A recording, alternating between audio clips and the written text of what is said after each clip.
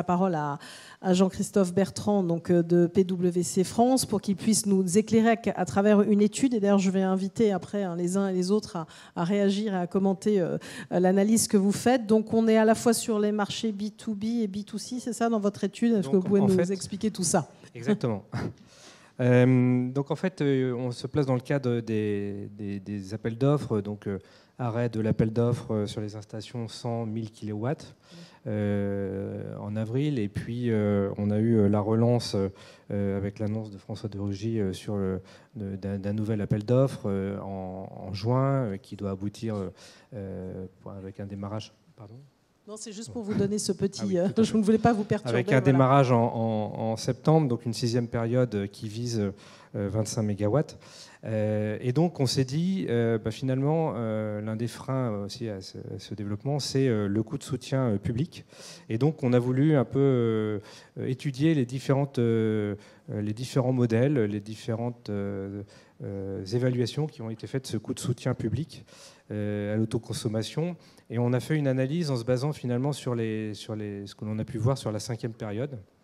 Donc vous êtes sur l'autoconsommation globale, parce que là, comme parfois certains m'ont posé des questions, est-ce qu'on parle d'individuel, de collectif, etc. Finalement, on aborde globalement le sujet de l'autoconsommation. Exactement. Donc on a voulu, toujours sur ce périmètre des installations 100 000 kW, on a voulu analyser finalement quel était le coût de soutien public. Et en fait, les études, évidemment, évaluent les 5 grandes dimensions du coût de soutien public. Le premier, c'est la charge de CSPE, tout ce qui est TCFE, la CSPE, la TVA, et puis évidemment l'impact sur le TURP. Alors si on regarde ces 5 dimensions, on voit qu'il y a déjà 2 dimensions où les études sont assez d'accord. C'est les charges de SPE, donc la prime qui est liée au montant, au volume d'autoconsommation.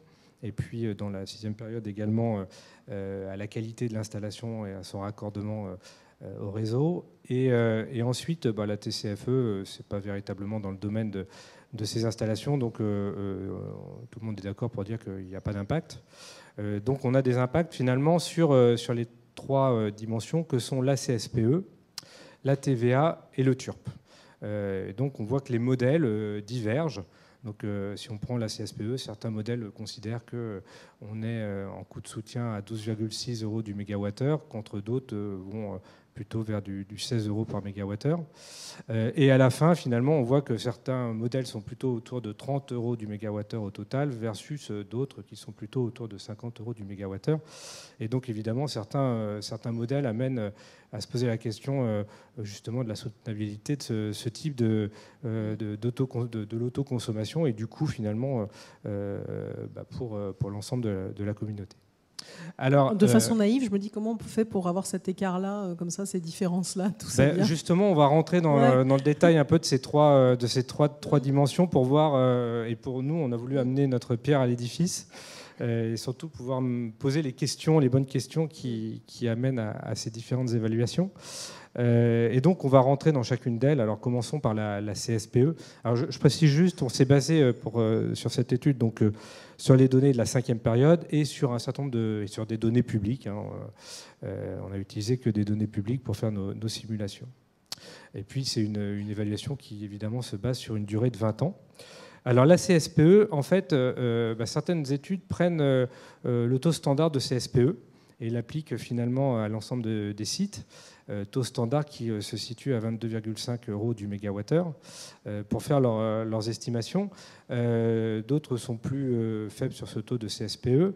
Et en fait, pour rappel, ces sites, on s'intéresse à 3 grandes catégories. On a des sites agricoles, secteur agricole, des sites du secteur industriel et puis des sites du secteur tertiaire.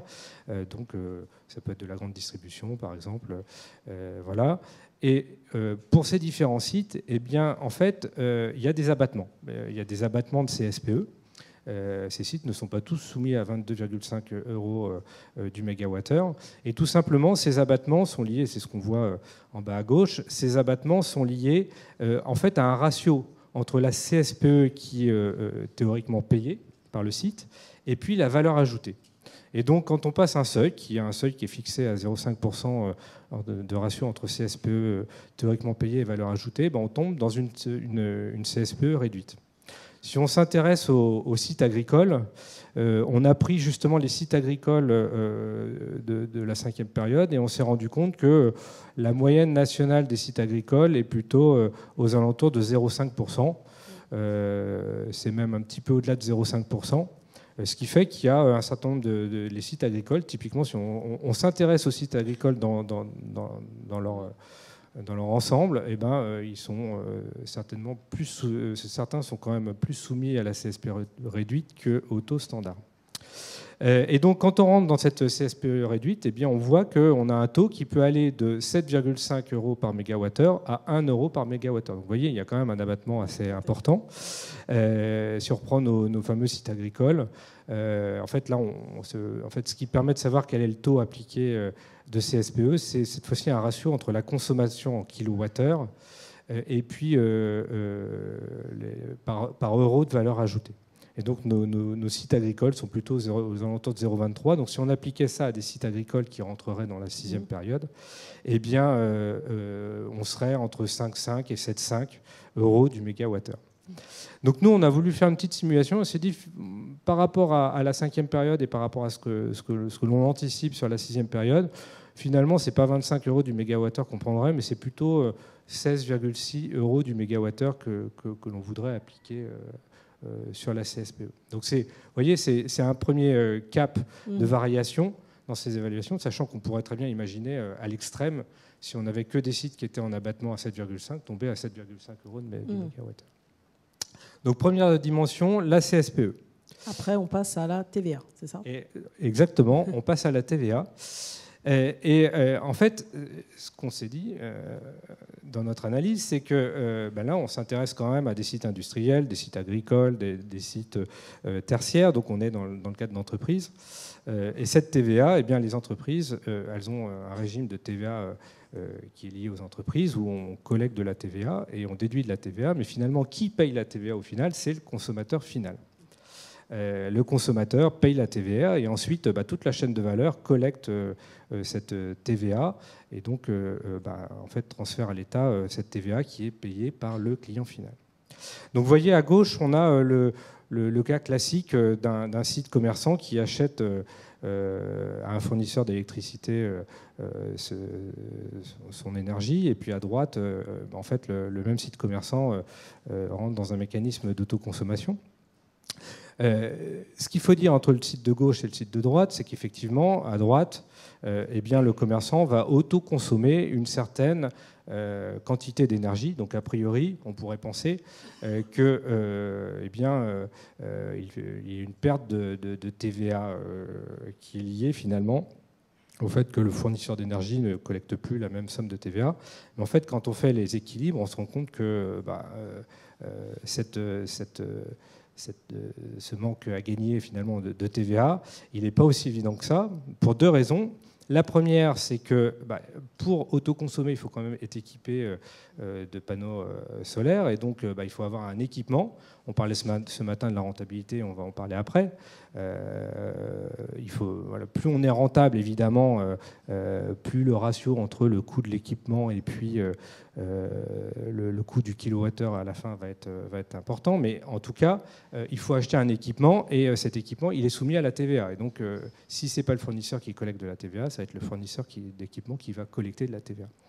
Et puis la deuxième chose, comme je le disais tout à l'heure, à partir du moment où c'est le client final qui paye la TVA, en fait, ce manque à gagner de TVA, on ne pourra le considérer que si le commerçant répercute sur ses prix de vente l'économie qu'il fait dans sa production d'énergie. S'il ne le répercute pas, il n'y aura aucun effet sur la TVA. Donc, et ça, c'est quand même assez difficile à appréhender. Ça dépend effectivement du coût de l'énergie achetée versus produite. Ça dépend justement de son taux de CSPE, parce que est-ce qu'il est au taux de 22,5 ou est-ce qu'il a un taux réduit. Et puis ça dépend de sa stratégie de répercuter sur ses prix de vente l'économie d'énergie qu'il fait dans sa consommation. Et ça, si on s'intéresse par exemple à un domaine comme la grande distribution, on sait qu'il y a une certaine tendance à tirer les prix, à avoir une pression sur les prix. On peut peut-être imaginer que, en fait, il va y avoir une répercussion, mais ça reste quand même assez hypothétique. Pour les industriels et les sites agricoles, c'est encore plus hypothétique. Donc la TVA, on a tendance à penser que finalement l'impact est assez minime. Assez minime. Et après, on arrive au fameux sujet dont on parlait, troisième sujet, du TURP. Le TURP. Et là, c'est un grand débat. Alors, on ne va pas forcément ouvrir ce grand débat aujourd'hui, mais effectivement, plus on autoconsomme, plus il y a un impact sur le TURP. Et il y a un impact sur le TURP dans sa part variable, et non pas dans sa part fixe. Et donc, toute la question, et c'est pour ça qu'il y a beaucoup de variations en fait, dans les modèles qu'on a étudiés, c'est parce que certains considèrent une évolution du TURP avec finalement une part variable qui va évoluer et qui va se transformer au profit de la part fixe. Nous, ce qu'on peut apporter finalement à cette discussion, c'est deux choses. La première, c'est une étude finalement au niveau européen. On voit que la France est un des pays où la part variable est la plus importante. Les autres pays ont fait des transformations autour de ça. Si on prend par exemple le cas des Pays-Bas, qui est un peu l'extrême, depuis 2009, c'est une tarification uniquement à la puissance pour les résidentiels, et donc il n'y a plus de part variable. Et en Espagne, en 2013-2014, il y a eu un passage assez rapide vers une part variable, une part fixe de 32 à 60%. Donc on voit qu'il y a des mouvements qui s'opèrent en Europe autour de cette part variable. Ça, c'est la première chose. Donc, quelle stratégie prendre en France ? En tout cas, il y a une deuxième question qui est quand même fondamentalement à prendre en compte dans cette logique d'évolution du TURP, c'est que plus on va avoir d'autoconsommation, il faut se poser la question finalement, qu'est-ce qui entraîne quoi ? Plus on va avoir d'autoconsommation, plus finalement on va avoir des évolutions à faire et des investissements à faire dans le réseau. Investissements liés à la flexibilité, investissements liés au smart grid, investissements liés à la gestion de la boucle locale. Et ça, il va bien falloir quand même que le contribuable, enfin le client, paye ces investissements. Donc il va falloir que ça se retrouve. Est-ce que c'est la part fixe ? Est-ce que c'est la part variable ?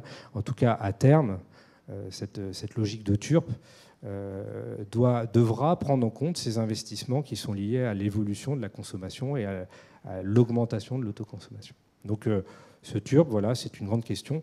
On ne va pas y répondre ici, mais c'est à étudier dans ces deux dimensions. Et alors, si on voulait faire une sorte de synthèse globale de cette étude sur... l'autoconsommation collective, c'est votre voisine, exactement. Mais juste, vous, de votre point de vue, un regard sur ce coût de soutien. Il est peut-être pas il n'est pas si important que ça, finalement ?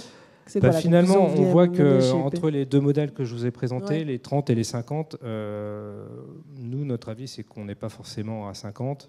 On n'est pas non plus à 30, mais on est à des choses qui sont peut-être plus proches que des 30 que des 50. Voilà. Une réponse de Normand entre les deux, c'est ça, à peu près. Est-ce que les uns et deux, Hervé Maturico, est-ce que vous voulez réagir à cette présentation d'études ou même à ce que vous avez entendu depuis le début ? Oui, vous avez un autre micro, je ne lâche pas le mien, vous savez. Vous lâchez pas. Non, juste sur le dernier point, vous évoquez là, il va falloir payer parce qu'il faut prendre en compte là. C'est ça, vous avez dit un peu le consommateur, il va falloir qu'il paye parce qu'on va devoir adapter les réseaux, notamment pour le déploiement de ces offres décentralisées. Il ne faut pas partir de ce principe, ce n'est pas du tout obligatoire. Moi, je pense qu'on doit au contraire réfléchir à des modèles réglementaires où on ne soit pas obligé de faire payer le consommateur. Il y a plein de façons de le faire. Justement, l'autoconsommation collective en est un des aspects, mais aussi l'effacement, des choses comme ça. Et il ne faut pas partir du principe que le consommateur devra payer des améliorations de réseau. Voilà, c'est juste sur ce dernier point que je me permets de réagir. Quant à toutes ces modélisations, je suis très très impressionné par la richesse de tout ce que ça cache. Caroline Mazzolini, vous voulez réagir aussi de même façon sur ce que vous souhaitez, avant qu'on poursuive avec la question de la rentabilité. Non, en effet, je partage la réaction de mon voisin sur ce point et sur le fait qu'il ne faut pas partir du principe que forcément l'autoconsommation va impliquer des investissements sur le réseau. Ça implique une gestion différente, une façon de voir les choses différentes, mais peut-être qu'on en parlera un peu plus tard. Ça se fait dans d'autres pays. Il y a des modèles intéressants à étudier et peut-être ouvrir de façon un petit peu plus large pour considérer l'autoconsommation dans un modèle différent de ce qui s'est fait depuis toujours dans des modèles de production centralisés.